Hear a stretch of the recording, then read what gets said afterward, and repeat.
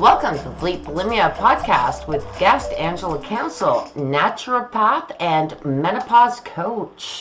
Hi everyone, I am Lorianne. I am the host of Midlife Bulimia, Bleep Bulimia, and I am so excited about having Angela Counsel here, and she's a naturopath and menopause coach, and I've been trying to find a menopause coach for so long, so I'm so excited to find her. But you want to know what? She's from Australia and we're one day apart. So thank you so much for being here today. Yeah, you had to travel to the other side of the world to find a menopause coach. That in itself is scary. So please tell me, how did you come to become, I would say on the side of what I was looking for is the menopause coach, which is really inspiring to me to find out about. So, well, I've been a naturopath for nearly 20 years. I used to be in the corporate world and then, got out of there, became a naturopath. And as a naturopath, I've always worked in women's health. So in the past, I've worked in fertility, helping women have babies, getting their cycles back to, sorted and all of that. And then as I came through menopause, because when I was studying to be a naturopath, they really didn't teach us anything about menopause. They taught us about hot flushes, and that was kind of about it. And it wasn't until I got to this time of life myself, and I'm going, what the hell is going on? Now, I had both of my children late in life. So I had my first at 40 and my second at 43. So I was kind of coming into perimenopause as I was breastfeeding and had young children. And I didn't know this at the time. And then as I kind of got into my early 50s, things started to change, and I was having a few hot flushes and I didn't really worry too much about it. And then one day I was on my lounge room floor in tears, wondering what the hell is going on. I had no idea what was going on. My body didn't feel like it belonged to me, everything. I just didn't know why I was meant to be here, what I was doing on this earth. And it was just I was at breaking point. And luckily it was the end of the year. So for us here in Australia, around Christmas time, a lot of people go on holiday. So things kind of really slowed down for us between, middle of November till about the middle of February. It's like everyone goes on holidays. So for me, it was a good time for me to take a bit of a break, which I did. So I had a break from my clients to try and work out what was going on. And I was talking to other women who were around the same age as me, and I was finding that they were feeling the same way. And I'm going, what is going on? Because really, menopause wasn't front of mind. I didn't really understand all of this, because I still had a cycle. I still had a relatively, it was a very regular cycle.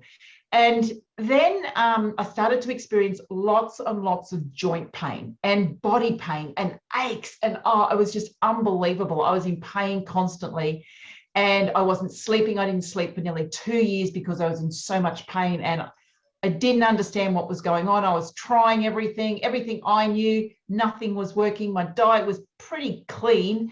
And I couldn't work out what was going on. And then I was doing a bit of research and I realized that this was to do with my hormones, that the shift in hormones was actually impacting the way my body was functioning.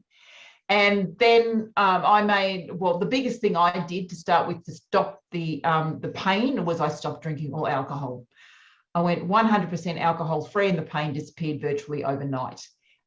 And even then I wasn't drinking much. I was only having a glass of wine once a week with dinner on a Saturday night. We'd go out. That was kind of it. I'm not a big drinker, but that little amount of alcohol was causing me unbelievable pain, and just stopping it made such a difference. And I haven't had a drink now for 4 years, and the pain has just disappeared.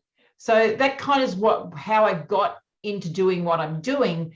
Is I had the experience around hormones, but this was my journey, and my journey of adapting to my body, understanding my body was changing, and and yes, I put on some weight and how I was going to adjust to all of that. And it wasn't just the physical, it was also the emotional. There was just so much going on. And then I realized that we're not talking about this. Women are not talking about menopause. It's a really big secret. More than half of the population in the world is going to go through menopause, yet this is the biggest secret that there is out there. There is a little bit more conversation going on right now, but it's more about take HRT if you want to get through menopause. Now, that might work for some people, but we don't have to do that. There are so many other ways. And once I found my answers and, was able to then come into this time of life where I'm thriving, I can do what I want and, have the energy that I want. And then I was guiding my clients through this. And I knew that this is something we need to talk about. And when we really understand what is happening underneath, yes, the hormones are shifting, but there's something else happening and we've got to go deeper. And once we get to this deeper level and address what's really going on, hormone shifting is not the issue, because hormones are supposed to shift. And I know you use the term puberty in reverse because I do too. That is what is supposed to happen, because now we have no eggs left. We do not need hormones up at this higher level anymore when we are not releasing eggs every month. We are not preparing our body to get pregnant anymore. We are going back, our hormones go back to the level they were before we came into puberty. Doesn't mean we have no hormones, but they come back down. And that is what is supposed to happen. There is no mistake here. The body knows exactly what it's doing. And this is part of what keeps us growing older, is because now we're not putting energy production every month into producing an egg. We can put energy production into supporting ourselves. So this is a fantastic opportunity for women to basically reinvent themselves. And that's how I see it. This is a window of opportunity. You get the chance to reinvent who you are. Everything you've done for everybody else for the last 50 odd years, 40 odd years, this is your time. Your turn to do what you want. So that's why I do what I do. I love that. And I love everything that you're saying. So I've got a whole bunch of questions because obviously this is midlife bulimia. And I know my introduction wasn't the best. I think I got all nervous about the whole point. This is about something new that I've wanted to talk about a lot of times. So there's a few things. And I'm going to ask you these questions now, so they're still in my mind, because, I am 59 now, so I don't want to forget them. So am I. I'm joking, but I'm true.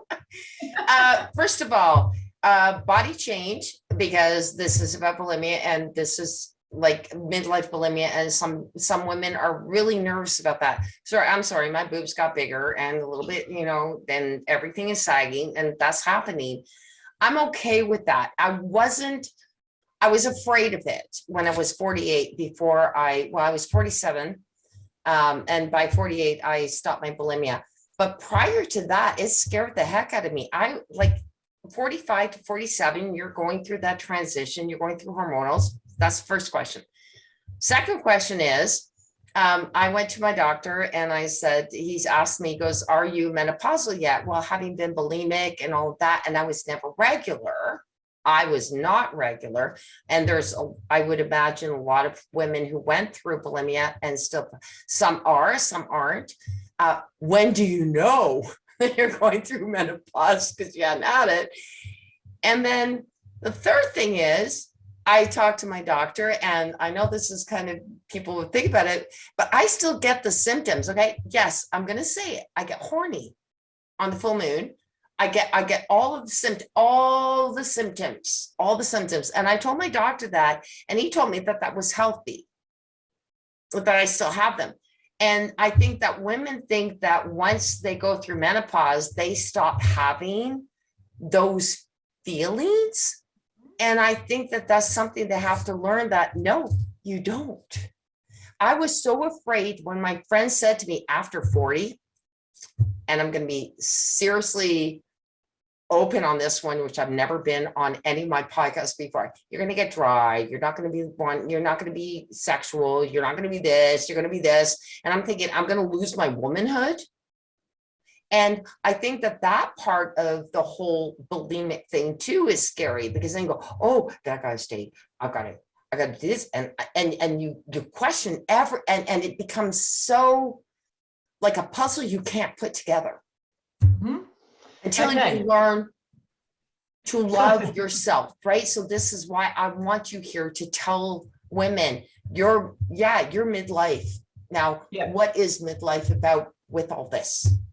So number one, those feelings that you're talking about, they are common across everyone, regardless of whether or not they experience bulimia or not. There's like, because society tells us that as we get older, as women, we lose our value. You know, and I'm sure, well, of course you do. The Jane Fonda ads with L'Oreal, it's like, we've got to have beautiful skin, and we put all these beautiful things on our face so that we look 20. It's like, who wants to look 20? It's like, why would you want a 20-year-old face on a 50-year-old body? Can I interject with Jane Fonda? I love her. Yeah, I do too. Because here's one thing that Jane Fonda said that, and I understand what you're saying. I would say it to more like the, shouldn't bring up names, but Renee, I don't know, remember her last name, but 35 years old to getting facelifts. No, Jane Fonda didn't do it until she was in her 70s. Yeah. And she said, I looked in the mirror and I didn't see who I really was. And I know, but she didn't do really bad. If you watch the show that she has, she took all her elastics off and her hair down. Yeah, and she goes, it's just the way the ad yes, I got a little bit of a late facelift, but it wasn't severe or anything. Whereas these young people are doing all the time. And she was one of the first to say, I was 30 years bulimic. Was she? Okay. And so I appreciate it. I just wish you would have had a stronger voice on it. Yeah. Yeah. Well, see, I didn't realize that, but it's the way that, I mean, and Jane Fonda, I mean, that's probably not the best example, but you see that all these ads where they kind of say, stick this stuff on your face and you'll look 20 again. It's like, oh, okay. But, you know, we'll get rid of the wrinkles, but that's the way society tells us as women, that's how we're going to be valued, is when we look younger. So as women start to get older, and these days, you know, they're getting into their mid-40s, they're kind of getting, oh, I'm going to be old, I'm going to be wrinkly, I'm going to be dried up, because that's what everybody tells me. And we all got to make sure, I mean, 4 months without a hairdresser here, we've been in lockdown, so quite a few sprinklings of grey going through. And mind you, I stopped colouring mine a while ago. But yeah, so we have this, that's where we start, is women have got this idea that menopause means getting older, getting drier, getting wrinkly. Now, menopause is a transition. Just like puberty was a transition. We didn't just all of a sudden wake up one day and we've got boobs and we have a period and it all just happened overnight. It was a transition. Our body changed as we came in and it's changing as we go out. So menopause itself, menopause is defined as 12 months without a period. So when you haven't had a period for 12 months, now obviously if women have issues with eating disorders and they lose their period, that can sometimes be hard to tell because they may lose their period before that because they're not eating enough. So clinically it is 12 months without a period. And the only way to probably, I mean, technically they are in menopause too. If they haven't had a period for 12 months and there's issues going on, it's because their hormones are out of balance, which has put them into an early menopause. And this is quite common. Okay. But we have, basically there's a term which is relatively new and it's called perimenopause. And there's actually 4 phases of this transition. So very early perimenopause can start in your late 30s, early 40s. And this is when your hormones start to shift. And then as we get further into your 40s, they shift even more and you can experience symptoms. Now, you don't have to experience symptoms. Women think, oh, because I don't have hot flushes, I'm not going through menopause. It is normal not to have all of these symptoms. It is common to have these symptoms. So we need to understand the difference between normal and common. So it is a normal transition that hormones gradually decline, and it does happen over a 10 to 12, 13-year period that hormones gradually decline until we get to the stage whereby we're no longer producing eggs and we stop having a period because we're not producing eggs and our hormones have actually dropped down to a level whereby we can't support a pregnancy anymore. And that's when your periods stop and then you're postmenopausal. So menopause in itself is really just a line in the sand. It's not like one day. So, but it's a transition. So That's kind of what's happening to women. But when we look, the hormones are coming down, what happens for the majority of women is their hormones are out of balance before they even get to this time of life. Many women have issues with their hormones before, in their 20s, in their 30s, and that's to do with lifestyle, to do with stress, and women who are having PMS symptoms. That is an imbalance within your hormones, because it is not normal to have PMS symptoms. It is common to have them when you've got estrogen levels higher than progesterone levels. I'm not going to go too much into the different hormones, but when they're out of balance, before you come into this stage of life, they are still out of balance, and they're out of balance on a downward trend, but they're still out of balance. And this is what causes the symptoms. It's the difference of where your hormones should be and where they are. And this is why adding more hormones in doesn't always fix the problem, because hormones might be coming down, but they might still be too high for where they need to be. Hoping this is making sense. Hormones come down. If you're experiencing symptoms, we go deeper. And this is what I do. It's like, okay, so why are the hormones out of balance? What is causing these hormones to be out of balance with each other as they're coming down? Generally, it's one of three things. It is stress. I'll explain stress in a minute. It's inflammation, and it's insulin resistance. So those three things are what cause your symptoms. So stress is not just, we always think of stress being the mental stress, the argument you had with your kids or your husband or whatever. But stress covers so many different things. Stress covers the food that you're eating. It covers the toxins that you're being exposed to. It covers whether or not you're getting enough sleep. It covers whether or not you're moving your body the way it needs to be moved. It covers so many different aspects of your life.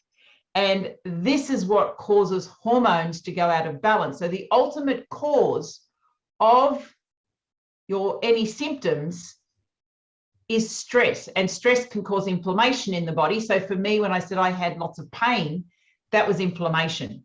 So it was the inflammation that was causing the pain. And even though I was taking anti-inflammatories and I was doing all of this stuff, it was taking out that one thing, which was a poison in my body, which was alcohol.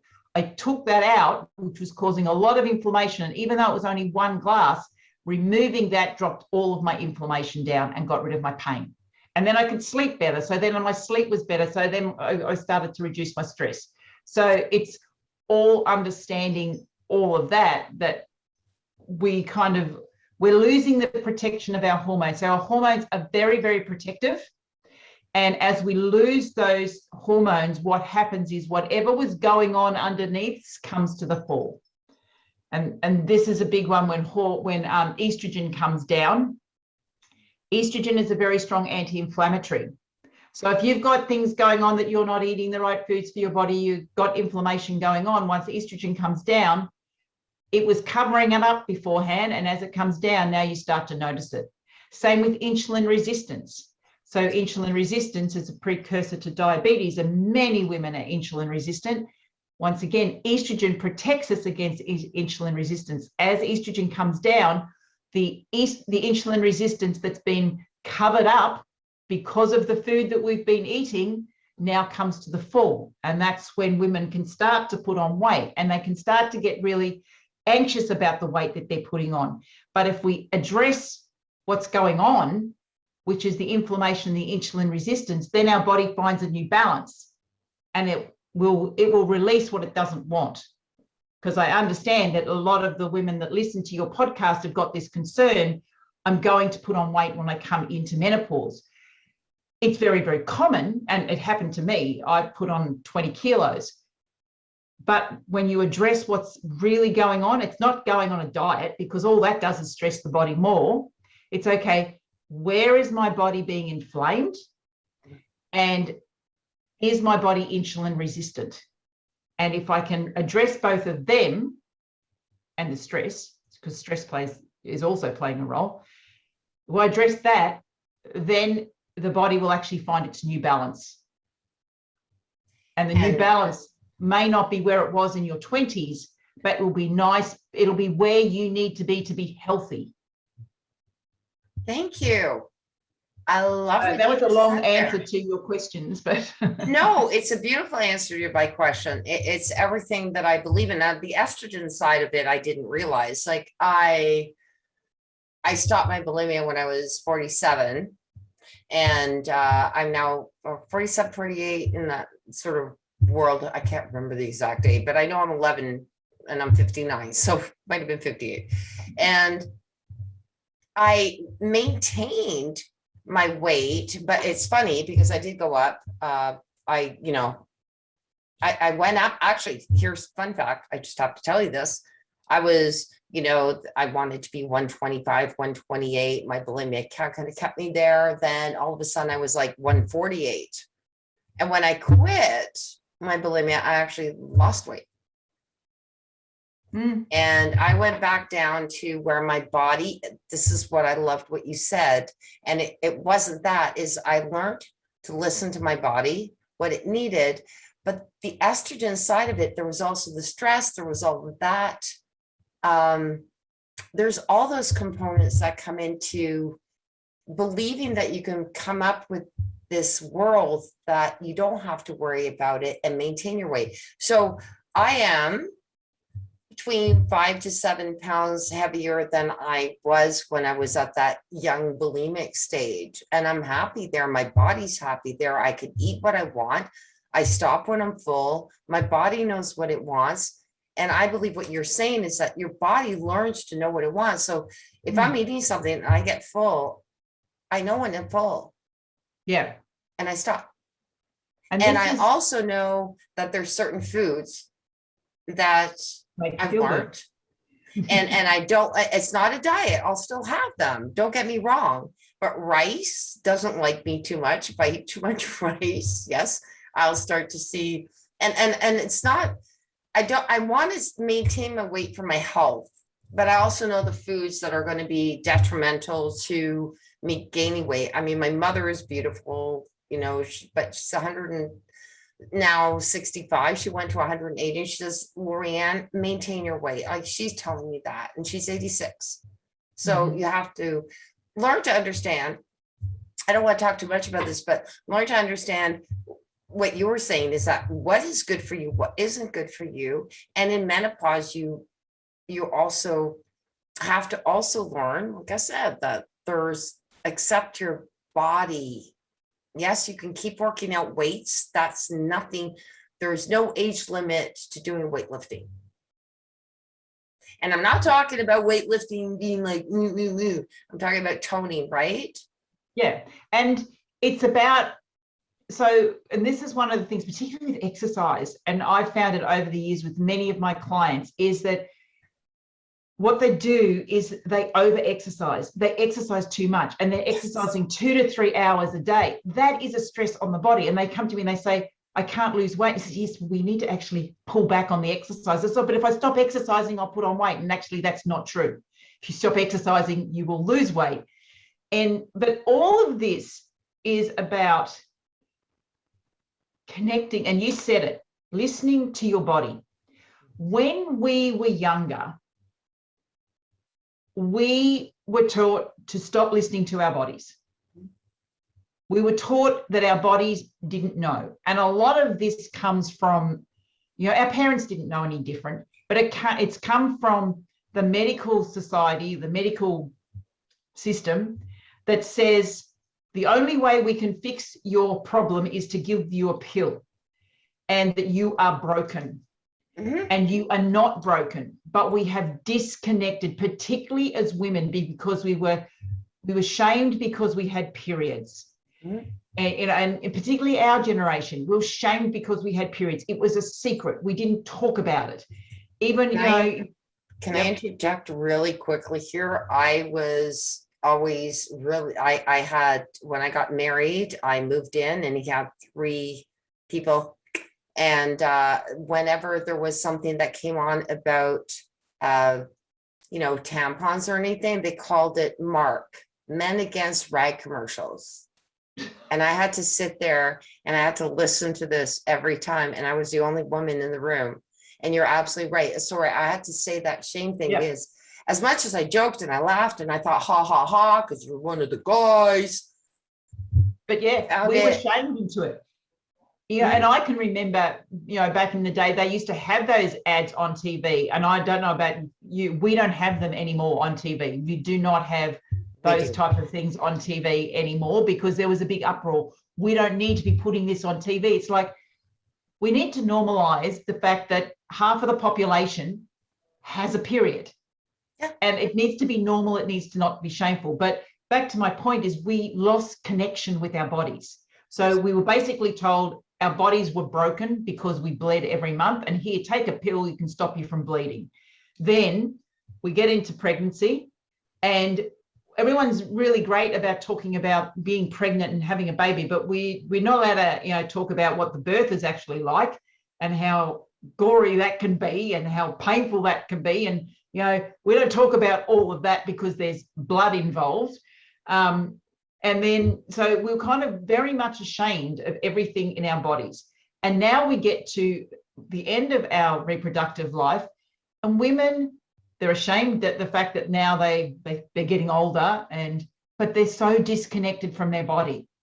They don't understand that when we put, you're saying, when I put certain foods into my body, I know that it doesn't feel that great. So now you can make a choice. So when you actually recognize that when I eat this, I feel this way, I feel, gives me constipation, or I feel a little bit heavy in the tummy or whatever.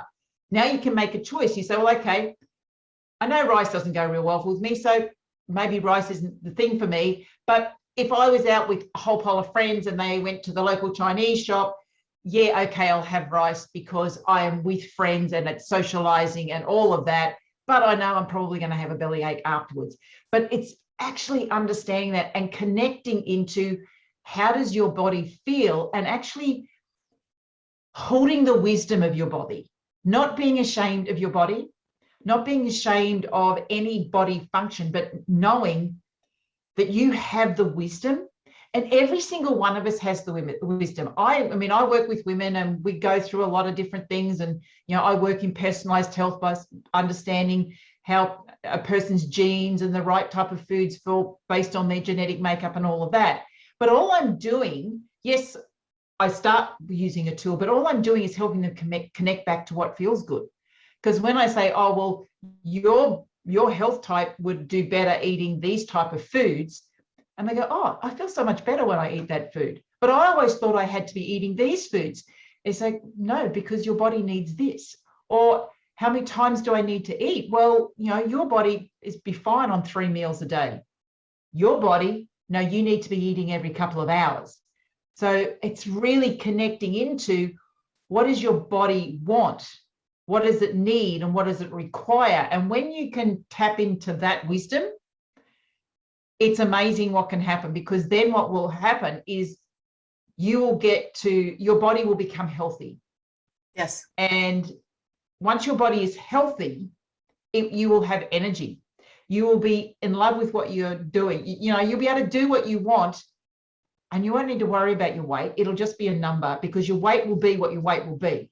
And that's where it is, because your body is now healthy.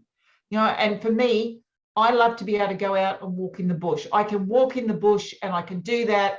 I can climb trees. I can scramble over rocks, come home and, I get a little bit sore, but that's just, just normal sore. Whereas before I used to get aching sore.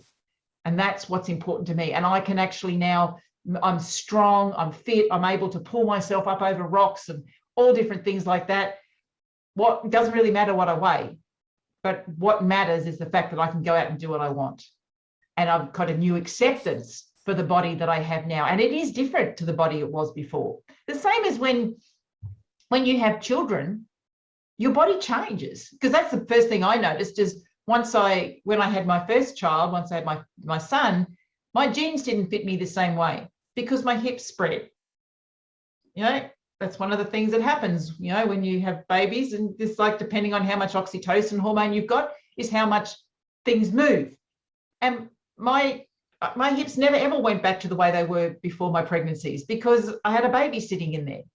And we don't we celebrate having a baby, but we don't celebrate the changes that happen when we come into menopause. And when we lose the estrogen, Estrogen's a fantastic hormone, don't get me wrong. And we do continue to make estrogen, and we can make estrogen from our adrenal glands, from other cells in our body. Our heart makes estrogen. So we can make estrogen in other places besides our ovaries. But when we get this lesser estrogen, we get a bit of a, I call it a softening. We kind of step into our femininity. And we also, they call estrogen the biddable hormone. Estrogen's the hormone that makes that. Sorry, can you repeat that? I really want to hear that really clearly. It's the biddable hormone. It's the hormone that makes you do everything for everybody else and forget about yourself.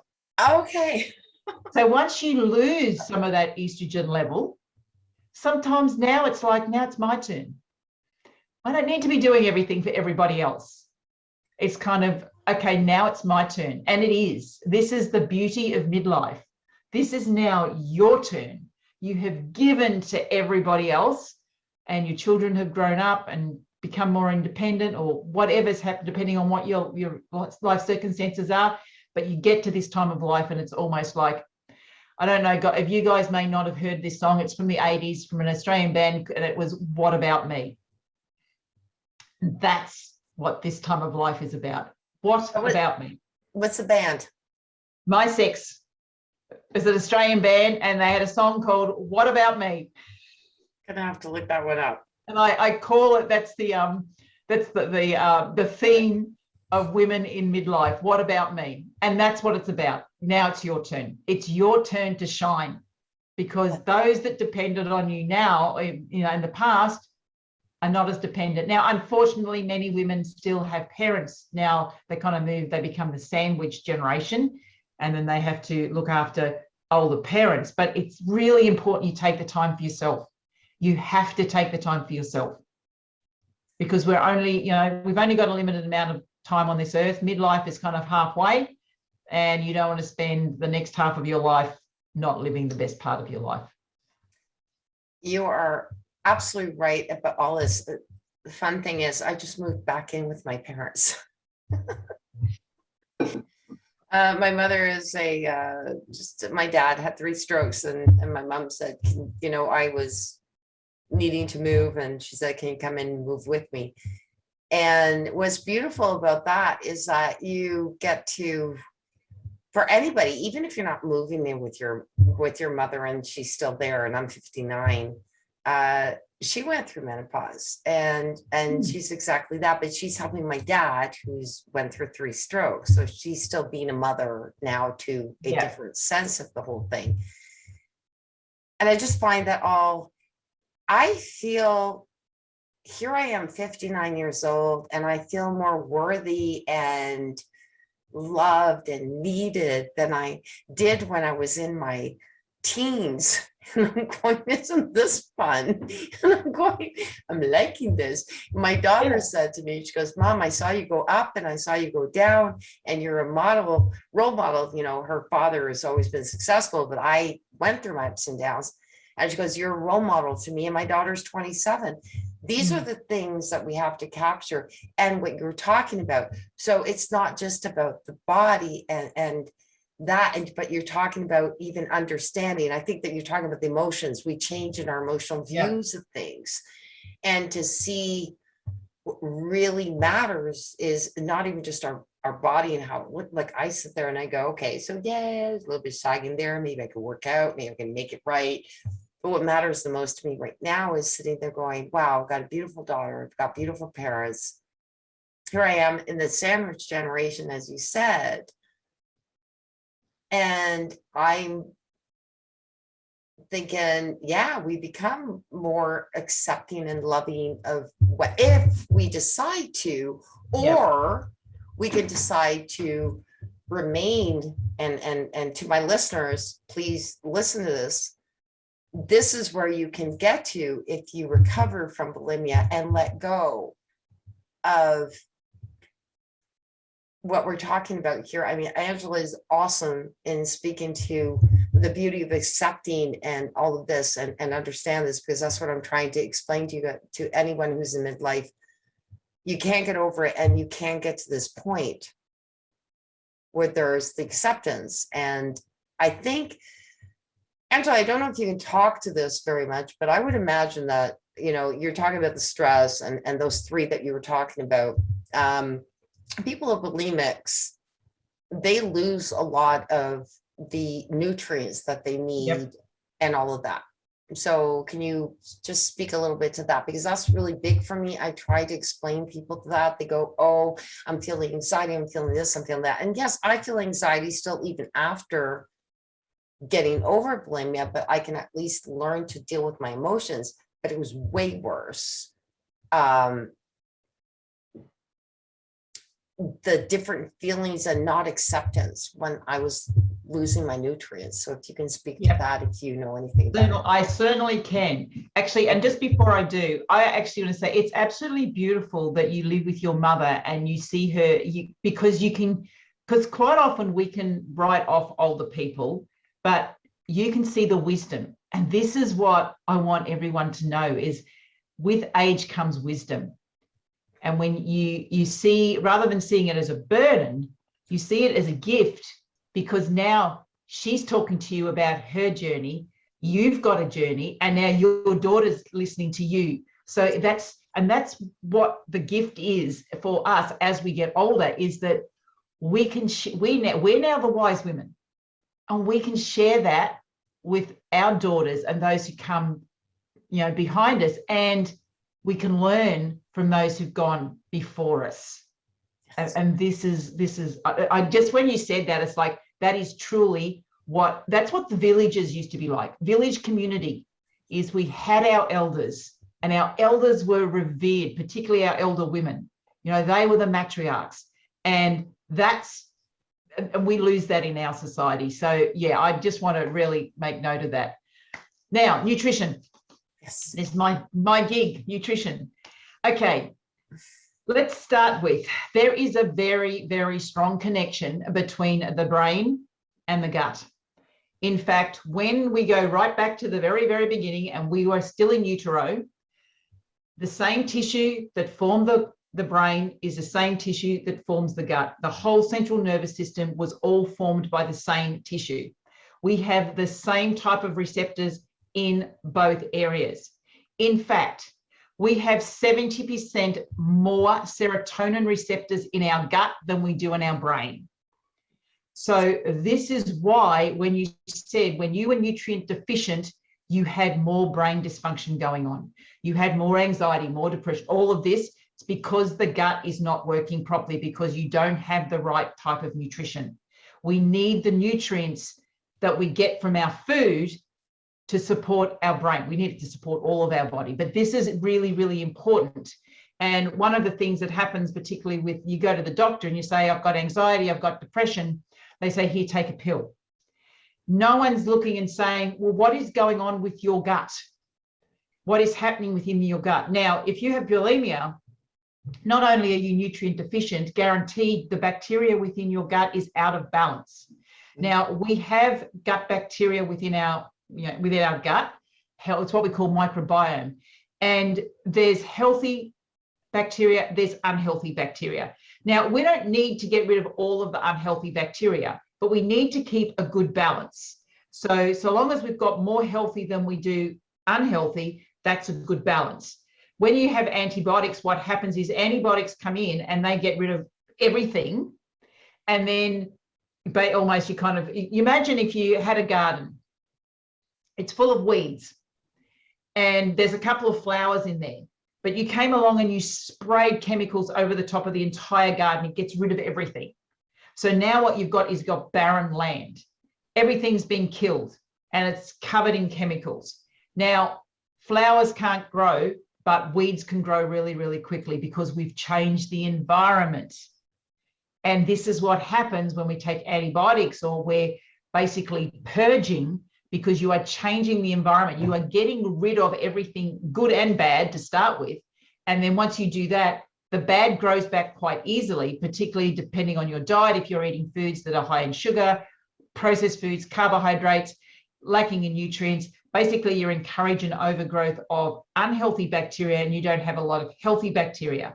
So this then causes toxicity in the body, and then it goes to the liver, and the liver's trying to process this. So basically, you've got all these toxins running around your body, which goes to your brain, affects your brain. You don't have enough nutrients because you're not eating enough foods, or whatever you are eating is coming back out again. So we're in this cycle, continual cycle. And to break the cycle, well, I'm not going to get into your work of breaking the cycle, but we need to start putting some nutrition back into the body. And can I interject here? My work is, I'm a coach. So I coach people to find people who know more than I do. If I can't just be able to be there to be able to tell them, this is what I went through, let's go through this program, let's try it. But there's certain people who do need the nutritional aspect of it. I am not an expert on that. I'm not an expert on menopause. So this is why I have this podcast, is to say, what are you struggling with, my listeners, today? Is it that you're struggling with menopause? So guess what? I have Angela here with me. I need you to speak to her. If it's more nutrition, then I have nutrition. This is why I asked you to be here, because I do believe that midlife, like bulimia, it's more difficult. And particularly, like, I started at 18, I was 48, and I saw my body changing, and it was like, oh my gosh. Then I thought, no, stop the bulimia. The bulimia is causing your body to change even worse. That's what I thought. I'm not going to say, I'm not a doctor, but I noticed that. And I showed a picture of 48 and 56, and my body was in better shape than 48, because at 48, bulimia was not working anymore. Yeah. Because of all the nutrient loss, and I keep saying I'm sorry for my ex-husband, because I know that my mental brain was not perfectly there, and I'm sorry for my kids for not being perfectly perfect at that time. It did help me through certain aspects of my life in trying to function, but in the back scope of it, I can't go back. Like we talked about, always look at the future, and be with my mother and my daughter, and my daughter said, you did the best that you could. I thank her for it. She knows about my bulimia. I told her at a very young age. I apologize. Please don't ever go there. I educated her. Yeah. Because a lot of parents aren't educating their children, and even to this day, and I know we're talking about menopause, but there's a lot of parents aren't educating their children that eating disorders start early. And my mother was scared because she didn't have any information. She's 86. You think about it, was the 1980s. There was nothing out there to help them. There is now. So, I'm talking a little bit too much, but Angela, that's why don't worry about this. I'm here for this podcast. Yes, I'm a believer recovery coach, but my whole purpose is to find people like you, for people who need the right help. At the right place to go at the right time. And what you've said today is just absolutely amazing. I am so excited I found you. So please go on with that. I know, I'm sorry I interjected, but it really matters a lot to me. Basically, it is really, we have to start with getting the nutrition back in, because once we get the nutrition back in, we can actually think clearer. And ideally, that nutrition is going to come in food, but sometimes we need to put supplements in, and we need to, because you might need more, and it might be easier to get higher doses of nutrients using supplements. But in the long run, nutrition comes from your food, and that's ideally where you'd be getting it from. But yeah, it is important that you find someone who understands and will help you basically recover your body, but also know. Actually, it's something that you just said, and now I'm going to be honest that I did not realize that midlife bulimia was a really big thing, but it actually makes sense to me now that it is, that there is probably more women out there that have this going on than we realize. And it comes back to, again, the shame around our bodies, the shame around what's happening. Whilst we are looking as a society for younger women to see, we're aware, and there's awareness campaigns to make sure younger women are not going through this. Older women are not, they're not on the radar. They're just not on the radar. And it's big, and so it's, whether it's easier for them to hide it, it probably is easier because they're just not talking about it. I don't know. It actually, this is a new thing for me, because when you know that when you asked me to be on this podcast, I'm going, huh? I don't get this. Why? But it is. It's like, we need to talk about this. This is something we need to talk about. And I'm so glad that you are talking about it. And I thank you for saying that, because I've heard this so many times that they said, what, midlife bulimia? I was interviewed by somebody as well, and they said, I wanted to talk to you because I'm open to speak about it. And what's funny is not funny, but there's two things funny. First thing is I'm okay to talk about it, but there was one lady that I'm very grateful for. Now, she wasn't midlife bulimia, but she had bulimia when she was younger. And she goes, I was ashamed to even say that I had bulimia, and she was in her 20s. And now she's my age. And they're afraid to even come out and say I'm a recovered bulimic because they don't want to bring that up. And I thought, what's really funny, Angela? I never even thought about what people would think about me saying, yeah, I had it for 30 years. Because I thought, if Jane Fonda could say she had it for 30 years and nobody bothered about it. But my dream is, and if she ever listened to my podcast, I would love Jane Fonda to come up on my podcast and say, good for you, because she was a midlife bulimic. Yep. And it's probably a bigger issue than any of us are aware of. Yeah. And it makes sense now that you're talking about it. It makes sense because it goes along with this shame. Yeah. And they're afraid when you get to 48, I'm sorry, even 36-year-olds, because I have clients 36, 40, 48, 50, 60. And they go like, who do I want to talk to about it? Because they're going to sit there and go, like, can't you figure out that you should have been over it a while ago? You already know all this stuff. Well, okay, so you have smokers who don't quit smoking right away, or drinkers who don't. But bulimia is somehow a joke. If you look at it, they made it a joke on social media, or they made it something like, oh yeah, what does she do when she walks out? Does she put her finger down her throat and stuff like it? Became something shameful, more shameful, that the older you get, you're sitting there going, I don't want to tell anybody. I've been struggling this for 30 years, or I just started at 40 something because, people are telling me. Our bodies change. So and women are not prepared for the change that happens to their body. They think, automatically think, well, I'm going to get fat, because they don't understand.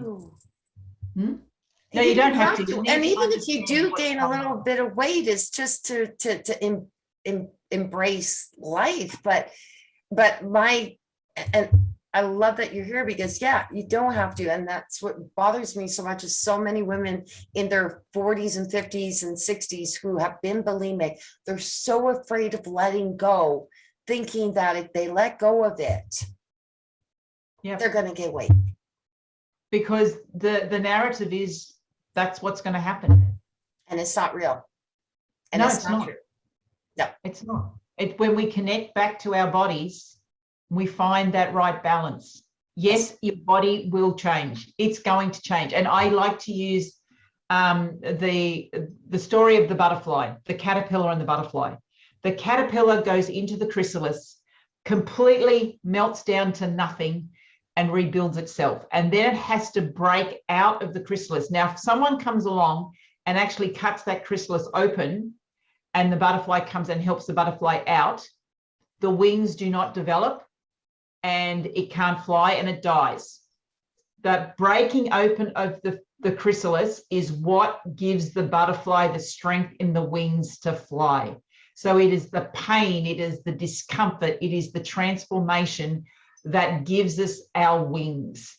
Yes, there are going to be some tough times. It does not last forever, but you are changing, you are transforming, and within that struggle comes your strength. And when you come through the other side, you will have wings and you will fly.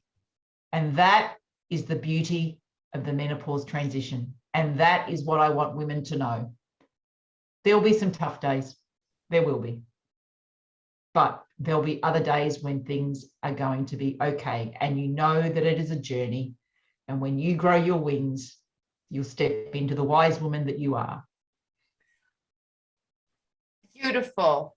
And that final word, you step into the wise woman you are, because that's where I feel I'm going to. I know I just turned 59 and my menopause, I don't know what happened, but I'm realizing that my life and my journey has been amazing. And I look forward to a lot more of this. And I am so glad that I met you.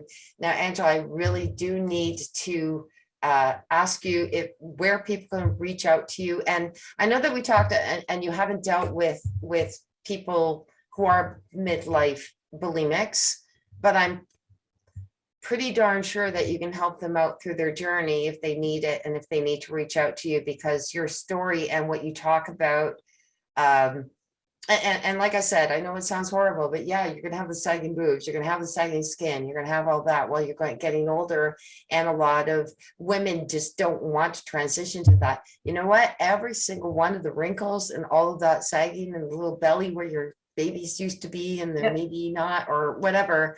I look at it and I wake up in the morning, I look at myself in the bathroom and I sit there and go, hey, you did it, girlfriend.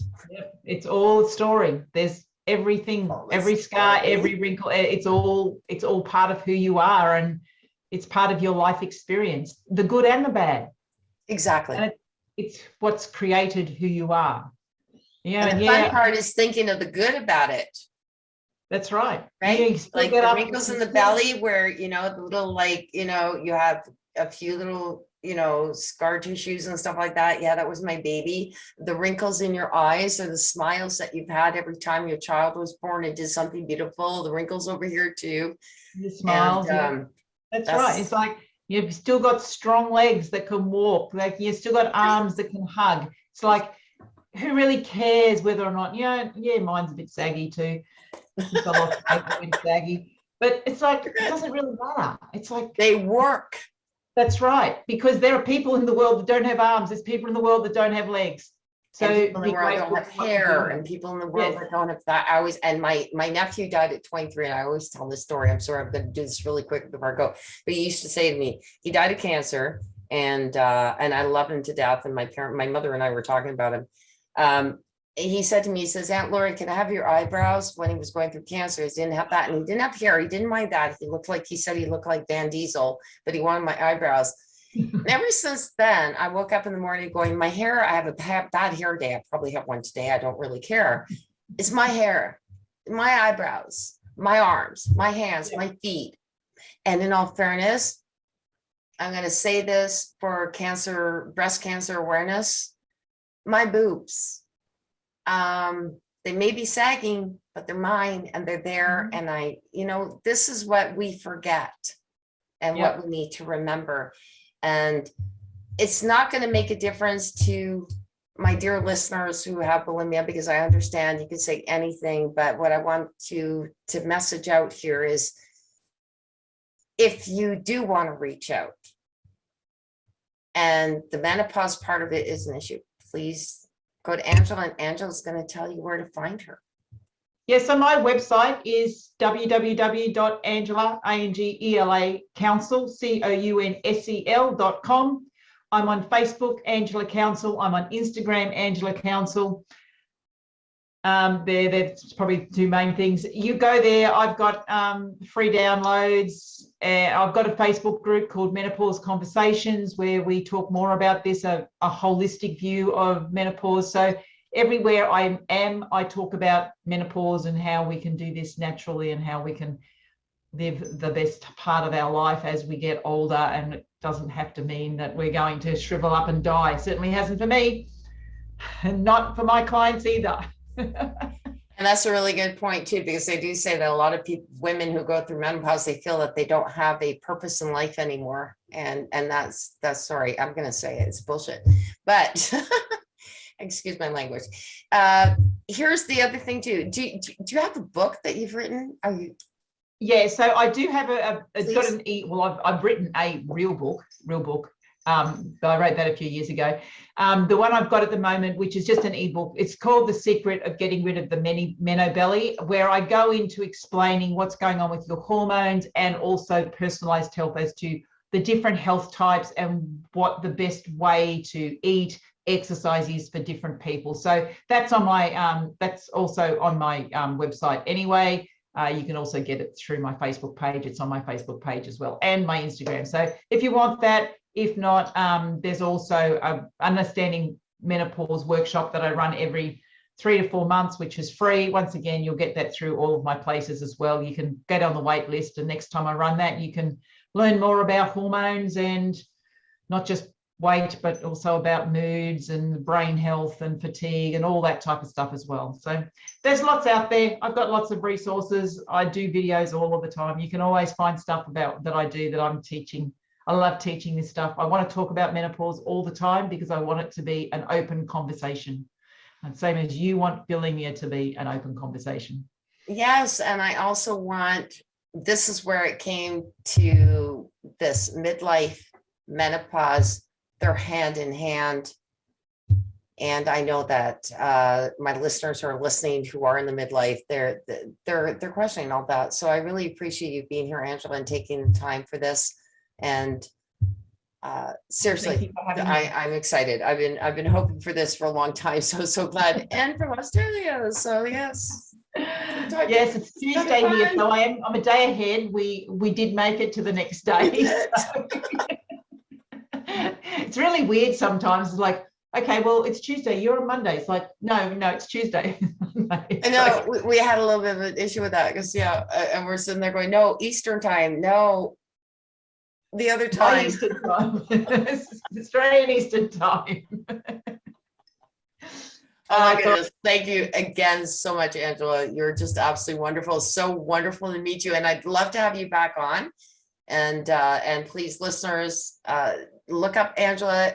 If you're looking at this, I would highly recommend connecting with her, because I think that this is a big issue for midlife bulimia and to overcome all of those hormonal things, because I know that it's a harder time to recover if you've gone this long.